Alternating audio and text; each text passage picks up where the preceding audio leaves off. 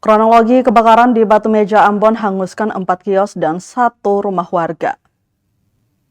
Kebakaran hebat melanda kawasan Jalan Ahmad Yani RT 001 RW 001 Kelurahan Batu Meja Kecamatan Sirimau Kota Ambon Sabtu 25 Juli 2026 malam. Insiden tersebut menghanguskan 4 kios atau pondok dagangan serta 1 unit rumah warga. Tidak ada korban jiwa dalam peristiwa tersebut, namun api yang dengan cepat membesar menyebabkan bangunan beserta barang dagangan dan perabotan milik warga ludes terbakar. Kasih Humas Polresta Pulau Ambon dan Pulau-Pulau Lease Ibda Janet Luhukai menjelaskan kebakaran terjadi sekitar pukul 23:10 waktu Indonesia Timur. Berdasarkan keterangan saksi Martinus Manu, 56 tahun, saat kejadian dirinya berada di depan sebuah dealer Honda yang berjarak sekitar 7 meter dari lokasi kebakaran. Tiba-tiba ia mendengar teriakan warga yang berteriak kebakaran. Martinus kemudian bergegas menuju sumber suara dan melihat kepulan asap tebal disertai kobaran api yang berasal dari dalam kios milik Sandra Huwai. Melihat kejadian itu, warga sekitar langsung berupaya memadamkan api secara manual menggunakan ember berisi air. Namun upaya tersebut tidak membuahkan hasil karena kios dalam keadaan terkunci sehingga api terus membesar. Kobaran api kemudian merambat ke deretan kios lainnya hingga akhirnya menjalar ke bagian belakang rumah milik John Tamala.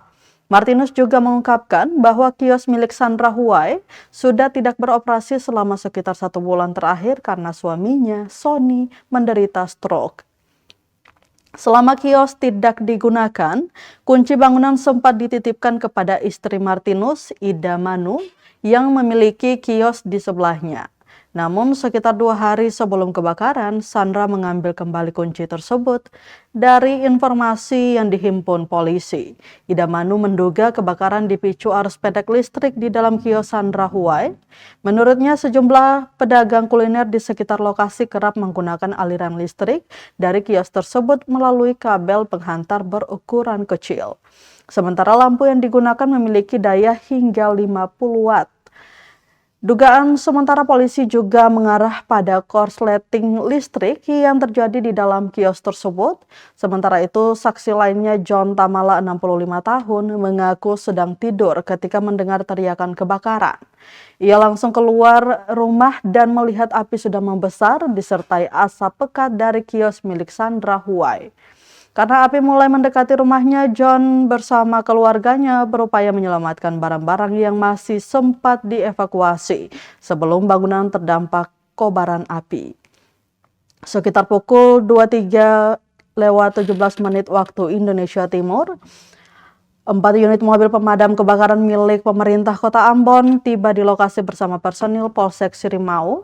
Petugas gabungan kemudian berjibaku memadamkan api hingga sekitar pukul 1:09 waktu Indonesia Timur. Api benar-benar dipastikan padam pada pukul 2:39 waktu Indonesia Timur dan situasi dinyatakan aman. Usai kebakaran, personil kepolisian bersama petugas pemadam kebakaran mengamankan lokasi dengan memasang garis polisi atau polis line. Polisi juga memberikan imbauan kepada masyarakat agar lebih waspada terhadap potensi kebakaran, terutama yang dipicu instalasi listrik.